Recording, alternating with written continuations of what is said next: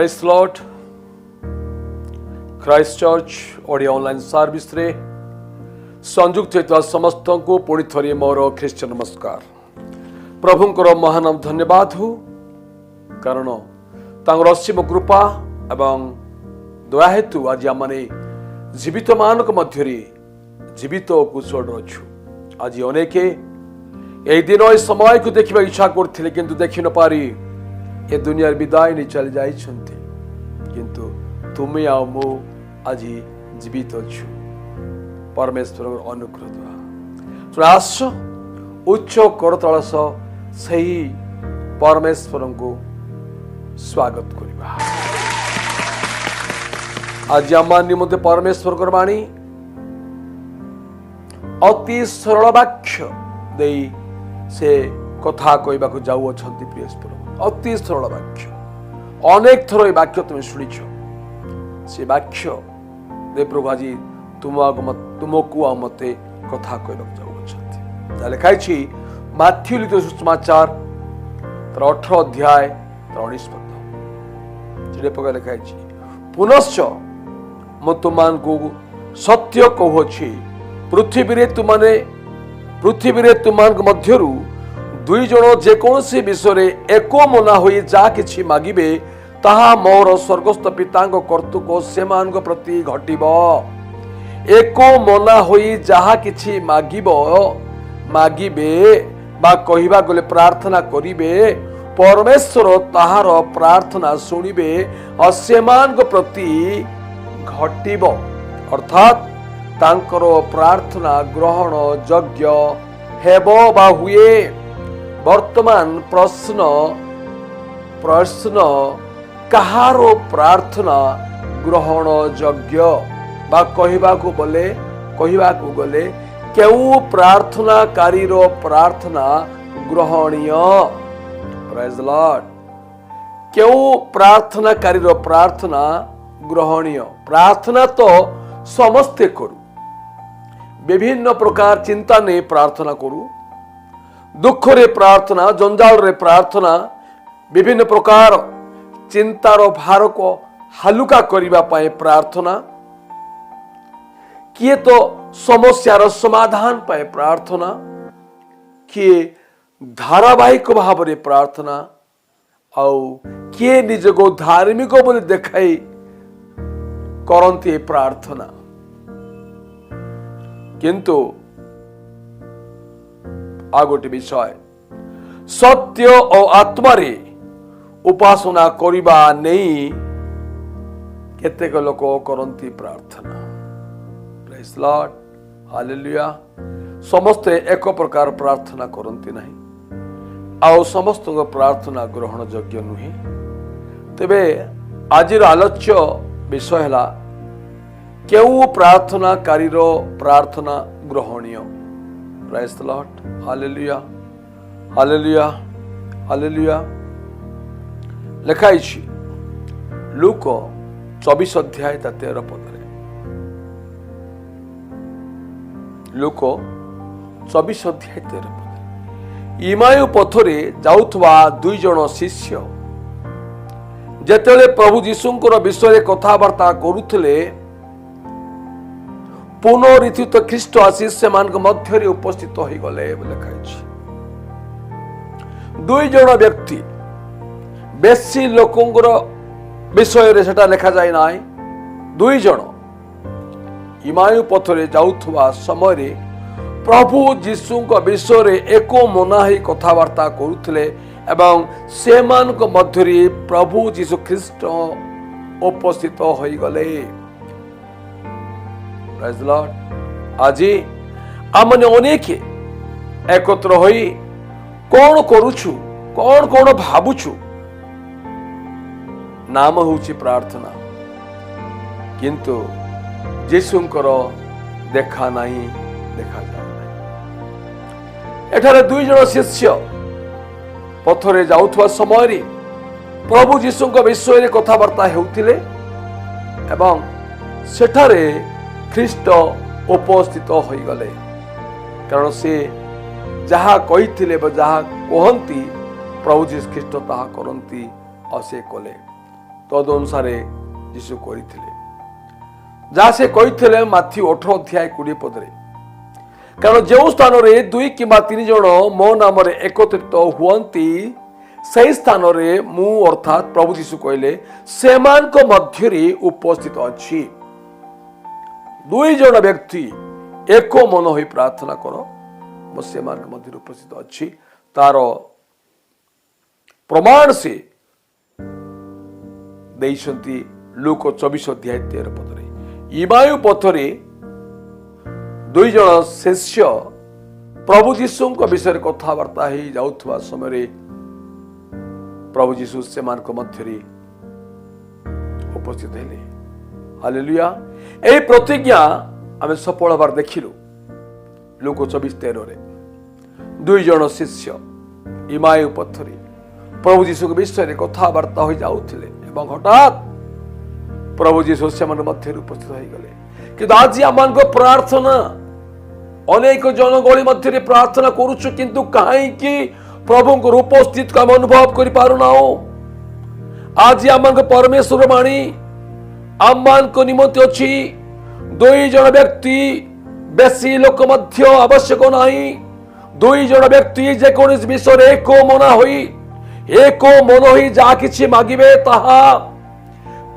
मोर स्वर्गस्थ पितांगर कर्तुक सेमान को प्रति घटिबो it will done for you by my father in heaven एको मन होई करथुवा प्रार्थना परमेश्वर को ग्रहणीय हालेलुया किंतु आम मन विभिन्नता उपरे कार्य करी चर्च को तो जाऊ आमे मंडली रे बसु किंतु हमर मन एको मन न होई विभिन्नता देखा जाउछि माने तू छोट मु श्रेष्ठ से किछि नाई मु सब किछि किंतु गोटे विषय मन रखो परमेश्वर चाहती विश्वासी मानक मध्य एकता आज आम कोविड-19 जीवाणु उपरे ओवरकम जयलाभ करि पारनो यार एकमात्र प्रमाण क्या मान मध्य विभिन्नता देखा जाइछि एक मन नाही क्रिस्त लोक माने परमेश्वर चाहती विश्वासी मान मध्य एकता एक मन प्रार्थना मात्र वर्तमान समय विश्वासी विश्वासिनी एवं मंडली मध्य एकता देखा जाऊ ना विश्वासी विश्वासिनी एवं पास्टर मध्य एकता देखा जाऊ ना पास्टर मध्य एकता देखा जाऊ ना जड़े जदि हालेलुया निज नाम आगे पास्टर लिखिदेला तेबे आउ जड़े असंतोष से संगे संगे लिखिबो आई एम सीनियर पास्टर जदि जड़े लिखिला मो सीनियर पास्टर तेबे आउ जड़े लिखुछ मु आजी हालेलुया अमका समका डेजिग्नेशन दरकार सिंपली प्रभु दास कही सुषमाचार प्रचार करले हेबो नाही लोक ग्रहण करिवे नाही नाम आगे डेजिग्नेशन दरकार हालेलुया आज आम मंडली मध्य पालक व विश्वासी मान मध्य एकतार अभाव देखा जाउछि 2 जन मिसिकी मंडली को गले हालेलुया एवं प्रार्थना करने को आरंभ करती कहूछि प्रभु यही करग्राही परिशुद्धाम नुहे लूक 8 अध्याय तार 10 पदर अंश व्हाट इज दैट या कौन लेखा अछि लूक 8 अध्याय तार 10 2 जन लोक प्रार्थना करने निमंते मंदिर को गले केते जन 2 जन जड़े फारोसी और अन्य जड़े करग्राही वृत्ति रे कौन अच्छी जे कौन सी व्यक्ति जे कौन सी वृत्ति करि पारे प्रोफेशन करि पारे परिवार भरण पोषण निमंते ता बोली से कौन तुच्छ हो जाए कि अन्य दृष्टि ता केबे न हो। दुई जन मंदिर को गले किंतु सेमानकर चरित्र अलगा अलगा, सेमानकर भावना अलगा अलगा। लूक 18 अध्याय 11 पदरे फारसी दंडायमान होई अपना निकटरे एही प्रार्थना करिबा लागिला, हे परमेश्वर, प्रेज लॉर्ड, हालेलुया। से मंदिर रे परमेश्वर मंदिर रे परमेश्वर उपस्थिति रे परमेश्वर सम्मुख ठिया हुई सेठारे फारसी करग्राही और प्रार्थना श्रवणकारी ईश्वर ये तीन जन व्यतीत और चतुर्थ व्यक्ति नाम नाही। तथापि फारसी आपना को परमेश्वर सम्मुख रे धार्मिक बोली उपस्थापन करुछि और करग्राही को निंदा और दोषी करुछि। किंतु बाइबल कौन कहछि? बाइबल कौन कहछि? रोमियो 3 अध्याय 23 पदरे समस्ते तो पाप करियछन्ति, अर्थात आमे समस्ते पापी मनुष्य। आमे जेते धार्मिक देखाइले मध्य आम धार्मिक होई परिबाने, आमे परमेश्वर दृष्टि रे पापी मनुष्य। हालेलुया। आमने धार्मिक पवित्र परमेश्वरंकर सम्मुख रे केमती ठियाबा कथा अत्यंत नम्रतार सहकारे। हालेलुया। या छाड़ी निजर स्टाइल को परमेश्वर सम्मुख रे प्रकाश करूछु। निजर स्टाइल को परमेश्वर सम्मुख रे प्रकाश करना, निजर उत्तम गुण गुड़िक बखाणी न होई परमेश्वर कौन कहवा को चाहती ताहा सुनिबा पाई। आज लोक नाराज, आज लोक इच्छा नाई, आज लोक प्रस्तुत हो नाहांती। मात्र फारसी कौन कहूछि तार प्रार्थना रे एबकार कहबा के लागिला, हे ईश्वर मु तुमको धन्यवाद देउछि जे मु अन्य समस्त लोकंक परि अत्याचारी नुहि। एठारे फारसी निज को अन्य समस्त ठारू धार्मिक बोली परमेश्वर को सम्मुख रे उपस्थापन करुछि।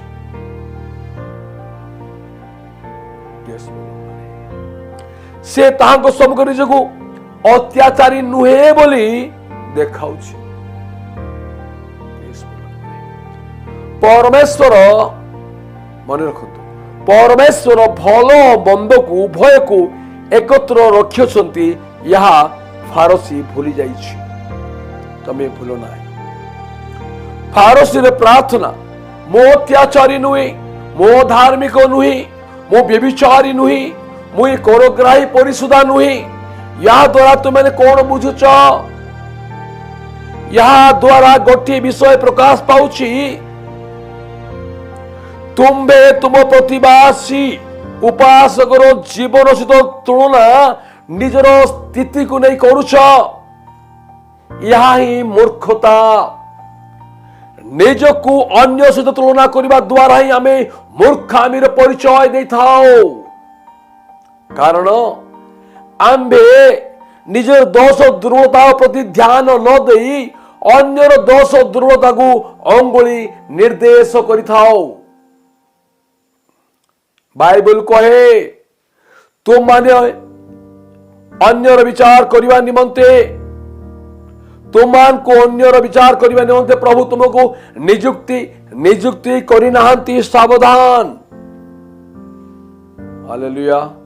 माथ्यू 7 अध्याय जो 1 और 2 पद पढ़िबो से अति स्पष्ट लिखा अछि, तुमने जेपरि विचारित न होबो एथिपाई विचार करो नाही। विचार करो नाही, कारण जो विचार रे विचार करो से विचार रे तुमने विचारित हेबो।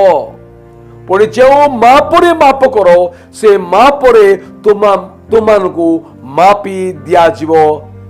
मन रखंतु।